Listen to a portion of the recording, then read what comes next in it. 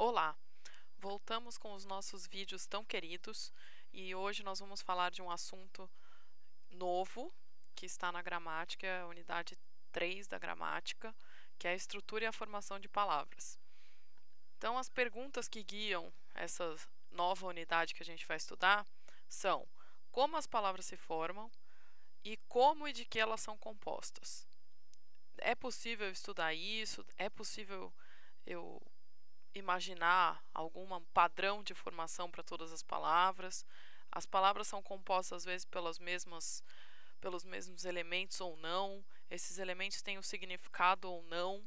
São essas coisinhas que a gente vai começar a estudar agora. Então, para isso, eu vou dar um exemplo para vocês, que é o seguinte: eu tenho a palavra feliz, certo? Essa palavra feliz tem um significado que eu vou tentar representar aqui com essa figurinha. Só que, se eu tiver só essa palavra feliz, eu tenho esse significado. Mas se eu pegar essa mesma palavrinha e acrescentar um elemento na frente, que é esse in que apareceu aqui, eu tenho uma outra palavra, que é infeliz. E essa outra palavra tem um outro significado. Observaram? Agora, se eu pegar a mesma palavra feliz, acrescentar aquele elemento que eu já tinha acrescentado lá em cima, que era o in, e ainda mais um outro elemento, eu tenho uma palavra que tem um significado mais ou menos parecido com aquela, mas um pouco diferente, que é infelizmente.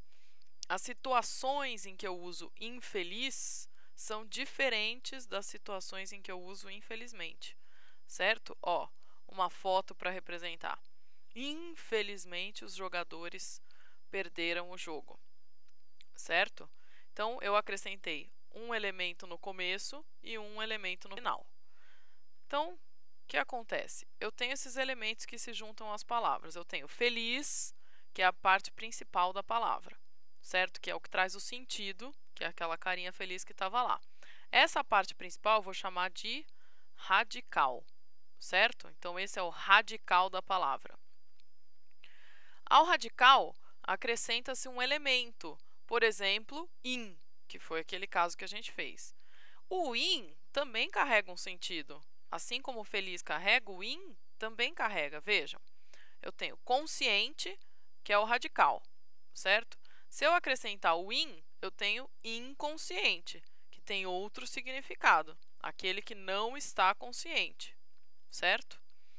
Eu tenho possível, que é o radical, que é a parte principal, ó, a principal parte, que é o sentido.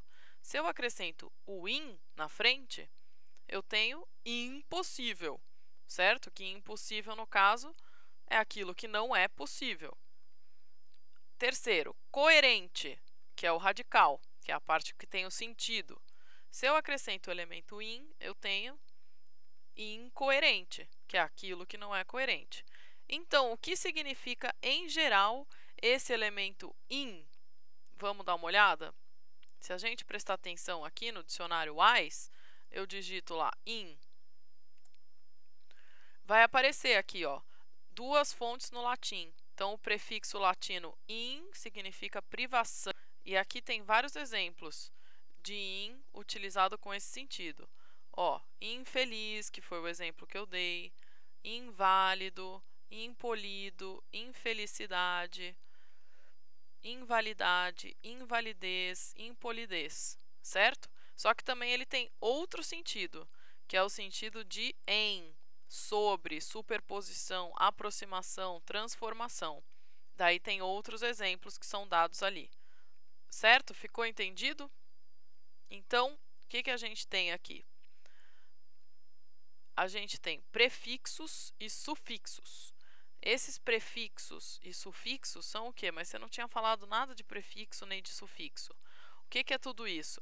Tudo isso que a gente viu, ó, o feliz, o infeliz, o infelizmente, todos esses elementos que a gente adicionou, ó, a gente foi adicionando para ter as palavrinhas, tem um nome. Assim como o feliz tem um nome que a gente aprendeu, que é o radical, esses também têm. Então, o in é prefixo e o mente é sufixo. Ok? Até a próxima!